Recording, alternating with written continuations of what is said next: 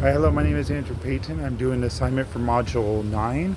I chose the Dutch because they fascinate me, and what I learned was very fascinating. They were mainly traders, and they were looking for a route. Harry Hudson, before he discovered New York, was trying to get to Asia like Christopher Columbus, which I find unique. And he ended up going down the Hudson River from the Netherlands. I apologize, and he pretty much created the New Netherlands. But back then, it was more of a military outpost, from what I learned, and so it wasn't like the metropolis it is today.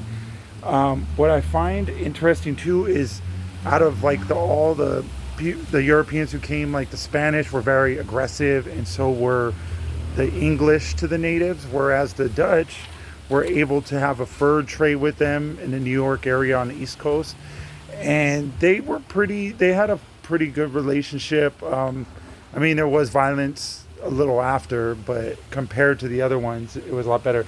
And what's interesting too is the Dutch were controlled by the Spaniards, and after the 80-Year War, they started breaking off, and they had the Netherlands, which is the people are called Dutch, which is interesting. And so they really did not like the Spanish. So they wanted to kind of take over territory, but they were just traders, but they wanted to make the most money out of it.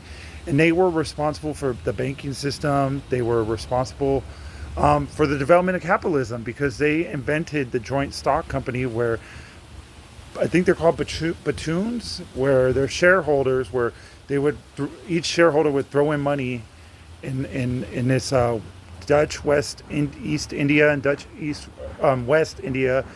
It was a business where they wanted to continuously trade, but that kind of capitalist mindset kind of followed into modern times.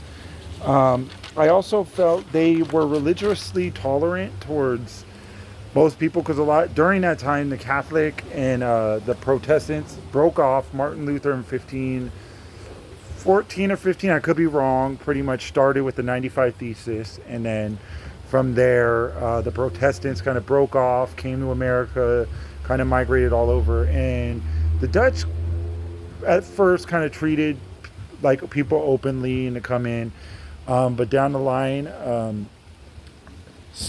Dewey Vesant, I believe his name. He was like a governor. He was very against religious tolerance because their main religion was Dutch Reform, which I learned. And so, although they were tolerant, I wouldn't say they were religiously tolerant. Like I learned, I would say they were tolerant to a point if you prayed in private. So that was very interesting. There were slaves that enjoyed their freedom, which I learned about, is if they pay an annual fee, and they work with the company. They have to, when they're called upon, they have to work, and they're pretty much given land. So they were kind of half, like they had opportunities, but at the same time, some were treated not the best. Native population was treated not the best down the line. But the Dutch are really important because they not only created New Netherlands, but they also really were responsible for that capitalist thinking and that money mindset.